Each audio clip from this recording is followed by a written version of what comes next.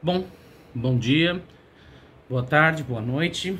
Nós estamos aqui para conversar com vocês do oitavo ano sobre a colocação em prática das ideias do iluminismo, né?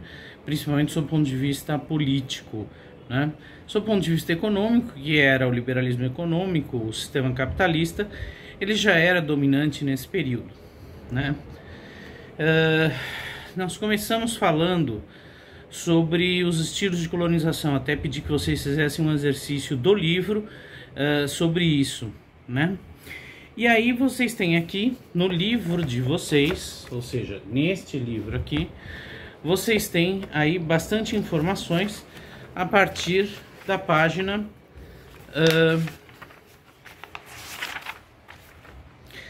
50, né? O capítulo a partir da página 50, ele vai descrever alguns aspectos resumidos do processo de independência dos Estados Unidos, né? Então, só lembrando algumas coisas, os Estados Unidos é uma colônia, né? Que ela tem uma dupla característica, ela é ao mesmo tempo uma colônia de povoamento e uma colônia de exploração. Isso sempre sob o ponto de vista do colonizador. Sob o ponto de vista do ameríndio, todas são invasão, né?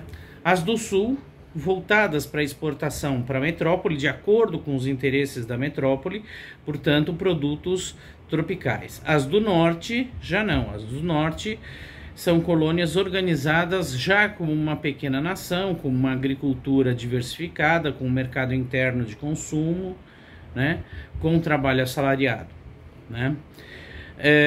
Os africanos que vão para os Estados Unidos, eles vão como escravos para o sul para trabalhar nessas plantações, né, as poéticas plantações de algodão, de onde sai o blues posteriormente. O exercício que eu pedi que vocês fizessem na outra atividade era esse aqui, né? Então, vamos continuar aí falando um pouquinho sobre isso, né? O que acontece no cenário mundial, né, nesse período? De uma certa forma, a Europa ela está bastante sacudida por conflitos, né? A França, né, tem uma divergência histórica com a Inglaterra pelo domínio do continente europeu, né? E aí você tem a Guerra dos 7 Anos, que vai ser uma guerra que vai debilitar bastante financeiramente os dois países, né? A Inglaterra vencerá, mas vai ser uma vitória um tanto questionável, né? Porque nós temos aí o que? Nós temos um gasto muito grande por parte do Estado para manter os exércitos em luta, tá? Bom, isso significa o quê? Isso significa que a Inglaterra, com déficit de caixa, né, no governo, vai precisar criar algumas medidas que vão, de uma certa forma, desagradar muito os colonos, principalmente do norte, né, no que diz respeito a relações com os Estados Unidos. O Congresso inglês, né, o parlamento inglês, que teoricamente ele tem o controle sobre aquilo que funciona, as leis que funcionam nas colônias, como o Congresso português tinha em relação a nós, vota algumas leis, né, que são consideradas leis intoleráveis, né? Esse termo, leis intoleráveis, ele é bastante interessante no processo de independência dos Estados Unidos, né? Quais são as leis intoleráveis? Leis que, de uma certa forma, não impediam, num primeiro momento, não impediam que as colônias do norte realizassem comércio, mas impunham pesadas taxas sobre aquilo que era realizado. Existia a lei do açúcar, sobre aquele triângulo comercial com as Antilhas e com a África, né? E vai haver também uma lei, o Stamp Law, que é uma lei sobre a lei do selo, né? Toda e qualquer atividade que fosse realizada na colônia deveria pagar uma taxa para se tornar oficial, né? Isso é uma das leis que vão ser criadas pelos ingleses. Ainda há, né, alguns conflitos que vão se realizar na cidade de Boston. Aqui há uma descrição no livro para vocês, né?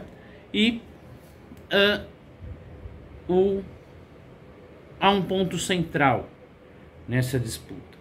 Embora essas leis elas estejam deixando os colonos do norte bastante contrariados, a Inglaterra ainda vai aprofundar a intervenção na colônia, né?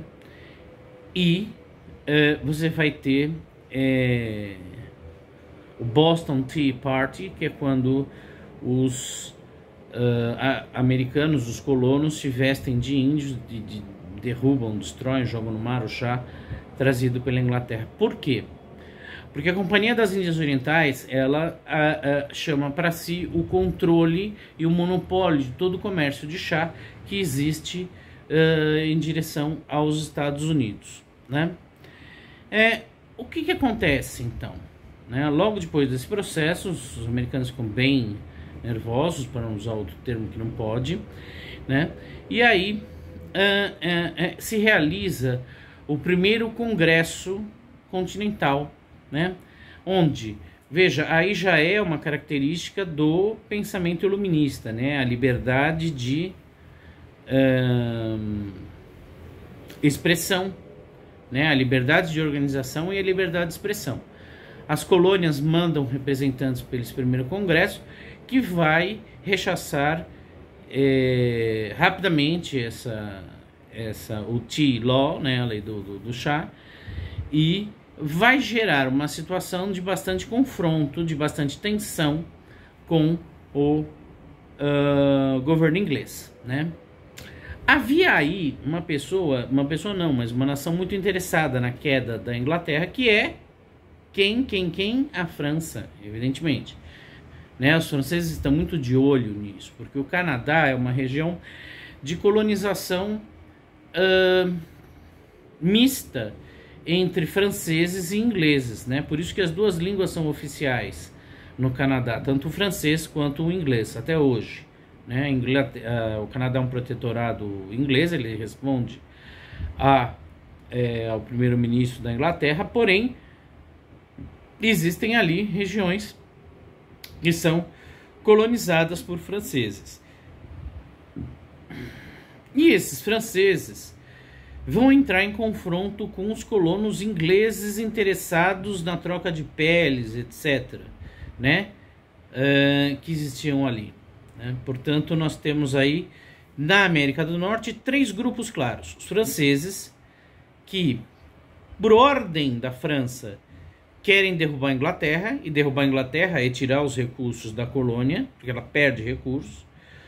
Você tem os colonos ingleses que são favoráveis à Inglaterra, que são os colonos do sul dos Estados Unidos, que querem continuar com o esquema de exportação de bens agrícolas para a metrópole, e você tem os colonos ingleses, escoceses, irlandeses, que habitam, né, a região nordeste das 13 colônias, que, já inspirados por uma organização republicana, querem que os Estados Unidos se tornem uma nação independente, né? Então, em 1770, e aqui no livro está colocado 1775, é realizado o segundo Congresso Continental, que é realizado novamente na Filadélfia, né? E de lá os americanos já aparecem com uma declaração de independência. A Declaração de Independência dos Estados Unidos é um texto bastante famoso, porque ele vai ser o primeiro texto de uma nação inspirado pelas ideias do iluminismo, que teoricamente, né, seriam ainda hoje um modelo do que é uma sociedade democrática, embora haja bastante contradição no que diz respeito a isso, né? Dentre outras coisas, a Declaração de Independência diz que os colonos têm o direito de criar as suas próprias leis de acordo com a criação de um parlamento democrático, outra característica do iluminismo, né? Nós vamos vindo aí pelo texto de vocês. Tem um trecho que eu quero ler aqui para vocês, né? Algumas características bem iluministas da Declaração e da Constituição dos Estados Unidos. Vou dar uma lidinha rápida aqui para vocês. De acordo com a Constituição, isso na página 61. De acordo com a Constituição, os poderes do país seriam divididos em executivo, legislativo e judiciário, né? Que são os três poderes protagonizados pelo Barão de Montesquieu no livro O Espírito das Leis, né? O poder executivo ficaria a cargo do presidente, eleito por um período de 4 anos e responsável por organizar e regular o comércio, manter um exército permanente e administrar as terras públicas. Isso é a função do executivo na Constituição americana. O poder judiciário seria desempenhado pela Suprema Corte, que ficaria responsável pela interpretação e aplicação das leis, né? Isso é bem iluminismo, né? O poder legislativo, encarregado de elaborar leis, seria exercido pelos membros da Câmara dos Representantes e do Senado, que representavam a população de cada um dos estados. Esses parlamentares eram eleitos por meio do voto popular, porém, nem todos os estadunidenses tinham direito de votar. Para ser eleitor era necessário ter uma determinada renda anual, que é o que nós chamamos de voto censitário, né? Todas as repúblicas que se estabelecem nesse período que vai até 1848, né? Elas tomam cuidado para impedir que a grande massa da população participe do processo político, né? Ao estabelecer esse voto censitário, o que você está fazendo? Você está dizendo, olha, você que ganha pouco, você não pode votar, né? Então, boa parte da população era alijada do processo eleitoral. Então, era democrático peronomútil, né? Quer dizer, se vocês forem lembrar do conceito de democracia lá da Grécia, voltando no tempo, o que acontece, né? Os gregos também não permitiam que estrangeiros, mulheres, escravos participassem da democracia, né? Então o termo democracia ele é meio relativo, né? Até ele chegar a ser um processo universal, ou seja, que é para todos, demorou bastante, né? Inclusive há uma árdua luta das mulheres para conseguirem o voto, né? Então atentem para isso, né? Nós temos aí liberdade de expressão, liberdade de manifestação, liberdade de ideias, mas na hora dessa liberdade de manifestação existem alguns senões. Então há algumas contradições aí entre quem é considerado cidadão e quem não é considerado cidadão, porque o cidadão tem pleno direito de participar da democracia, né? Então é uma coisa um tanto quanto complexa, né? Há aqui ainda um outro trecho que eu gostaria de ler para vocês, que serve de interessante para a nossa reflexão, que é um texto, né, que o Leandro Carnal escreve, né? Aparece aqui numa obra do Leandro Carnal. Para os índios, a independência foi negativa, pois, a partir dela, aumentou-se a pressão expansionista dos brancos sobre os territórios ocupados pelas tribos indígenas. Para os negros escravos, foi um ato que em si nada representou. Temos notícia de um grande número de fugas durante o período da Guerra de Independência. Thomas Jefferson declarou que em 1778 a Virgínia perdeu 30 mil escravos pela fuga. Então vocês vejam que há elementos, né, internos nesse processo de independência que eles não são, que nós não podemos dizer aos olhos do século XXI que eles são plenos. Ora, por que as comunidades indígenas estavam sendo ameaçadas, né? Porque aquele território que os índios ocupavam ele era organizado e administrado de uma outra forma. Nem havia ideia de ter uma administração nas civilizações indígenas, né? Eles ocupavam aquele território desde sempre, né? E aos olhos dos colonos aquilo era uma terra que estava em desuso, que era preciso que ela entrasse dentro da estrutura da produção do capitalismo, do chamado liberalismo econômico, né? Então, para os índios, a pressão sobre as terras dele e o massacre sobre eles, né? A pessoa fala do General Custer. General Custer foi um assassino, né? Tão quanto dessa estátua que tem aqui em Santo Amaro, né? Do Bandeirante. Eles simplesmente, o que eles faziam? Eles tomavam terras de índios, que eram os habitantes originários da terra, e submetiam as regras desses colonizadores que ninguém chamou. Então vocês começam a perceber que o iluminismo, né, ele tem características modernas, professor. Ele é um avanço? Ele é um avanço em relação ao absolutismo, mas ele não traz os avanços que ele promete, né? Porque ele escolhe quem são os cidadãos que podem participar, né? Muitos africanos fugiram do Nordeste dos Estados Unidos, onde você tinha as plantações, né? Fugiram por quê? Porque para eles aquilo não representava nada, né? A independência dos Estados Unidos, assim como a independência do Brasil e da América Espanhola, também não representaram uma liberdade de expressão para esses povos. Eles não foram considerados cidadãos, né? Isso é uma coisa que tem que ficar bastante clara na mente de vocês, né? Desde o primeiro contato dos europeus com outros povos, esse estranhamento gerado por esse encontro, né? Ele não condicionou, ele não deu condições para que esses europeus aceitassem tanto negros quanto ameríndios como cidadãos iguais a eles. Isso é algo bastante complexo, né? Se nós formos analisar aquele processo pelo qual eu comentei com vocês, né, sobre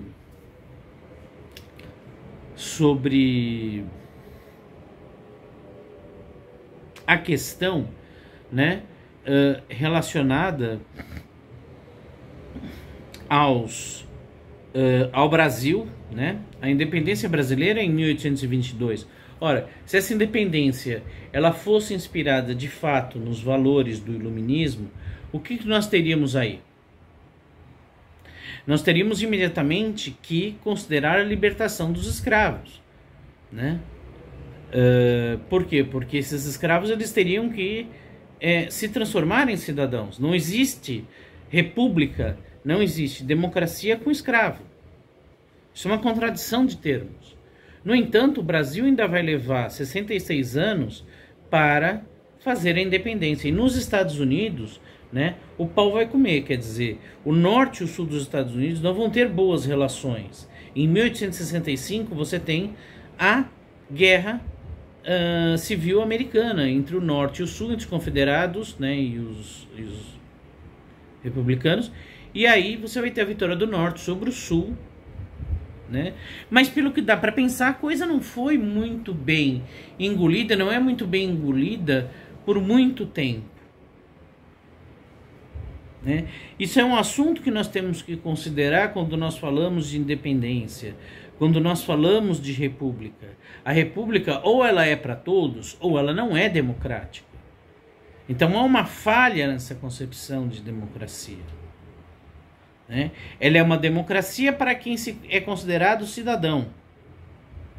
Por isso que no ano passado eu comentei com vocês, né? O que eu comentei com vocês? Comentei com vocês que os termos eles têm que ser entendidos dentro do seu contexto, né? Porque grandes assassinos, grandes ditadores podem usar a palavra liberdade. Só que o que significa essa liberdade, né? Segundo essas pessoas. Então nós temos que ter muito claro o que é o conceito e aquilo que acontece historicamente, né? A palavra pode ser bela. Você pega a Declaração de Independência dos Estados Unidos, todos são livres, todos têm livre de manifestação, etc, etc, etc. Mas os negros continuam sendo assassinados no Sul. Não precisa ir muito longe. Se vocês pegarem Nos anos 60 você vai ter um grande movimento, inclusive há um exercício que eu acho que eu vou passar para vocês aqui, que fala sobre Martin Luther King, né, que foi talvez a única liderança protestante que tenha de alguma forma ido contra a escravidão, né? Vocês vejam inclusive que a igreja não se mobiliza, ela não se mete na questão da escravidão, né? Para eles tudo bem, né? E aí você tem nos anos 60 nos Estados Unidos um forte processo de luta, né, por melhores condições de vida pelos negros no Sul em relação ao que estava acontecendo. Há um belíssimo filme sobre isso, eu até indico que vocês assistam. Vocês sabem pegar filme, né? Bem melhor do que eu achar filme. Mississippi em Chamas. Assistam esse filme, que ele é bastante interessante e fala sobre a ação de um agrupamento que é dos mais repugnantes que a história já criou, que é a Ku Klux Klan, né? Que é um grupo de supremacia branca que existe no sul dos Estados Unidos. Ora, se todos são cidadãos, não deve haver a supremacia de uma raça sobre a outra. Eu estou frisando isso para mostrar um pouco, né, as contradições que existem, né, nesse processo, né? Os quatro, quando eu falei para vocês que ia falar sobre independência, a gente ainda estava tendo aula presencial, né? Eu falei que eu ia dividir as independências da América em 4 grupos. Né? O primeiro grupo seria dos Estados Unidos, que só ele tem algumas características. Depois nós viríamos a independência dos países da América Espanhola, né? Depois a independência do Haiti, que é uma independência bastante sui generis, e a independência do Brasil, que é o único, junto com o México, que depois de independente se tornou continuou sendo uma monarquia. Então, quer dizer, não existe monarquia nesse sentido. Existem as monarquias constitucionais, como a Inglaterra foi há muito tempo, né? Desde que a Rainha Elizabeth, a primeira, não essa segunda, que junto com Kate Richards não morrem, né? Não é essa, é a primeira, né? Desenvolveram uma empresa comercial internacional muito grande e tornaram a Inglaterra a maior potência do mundo, né? Nós temos aqui bastante exercícios, né, falando sobre o assunto. Eu vou pedir a vocês que realizem os exercícios da página 68 e 69, tá? E coloquem lá no Classroom para que eu possa corrigir para vocês, né? Então aqui nós acabamos a independência dos Estados Unidos. O próximo tópico será a Revolução Francesa, tá? Que é de 1789, né? As independências da América Espanhola, elas são posteriores. O livro, este livro, né, ele segue uma linha relativamente cronológica, tá? Então, como assim, professor, e agora? O que a gente faz? Bom, agora o que vocês vão fazer? Vocês vão ver essa aula que eu estou falando, né, que eu estou passando para vocês, lembrarem quais foram os pontos-chave que levaram ao confronto, né, a uma situação mais instável entre a Inglaterra e os colonos, né? Lembrar do outro vídeo, se der, assistam o outro vídeo, porque já está baixado como arquivo, vocês não gastam dados, né? E aí lembrar de tudo isso, de todo esse caldeirão que vai entrando em ebulição entre os colonos americanos e a Inglaterra, né? Entender que os colonos utilizaram alguns mecanismos do iluminismo, mas de uma forma capciosa, né? De uma forma dúbia, né? De uma forma contraditória, né? Você tem grandes líderes americanos que vão defender a ideia de que os escravos, é necessário que existam escravos. Mas como assim? Então não é democrático, né? E aí nós temos aí bastante textos, né? E vocês vão realizar então essas questões aqui, tá? Essas questões que estão aqui. Aqui está o trecho que fala do Martin Luther King, que eu falei com vocês, né? Aqui, ó. Exercícios da página 68 e 69, né? E aí vocês coloquem lá no Classroom pra gente corrigir. Dúvidas? Façam perguntas à vontade, adoro responder perguntas, vocês sabem disso, né? Então, coloquem lá no mural, tá ok? Um abraço para vocês, se cuidem porque o Covid ainda está forte, tá ok? Um abraço, até mais.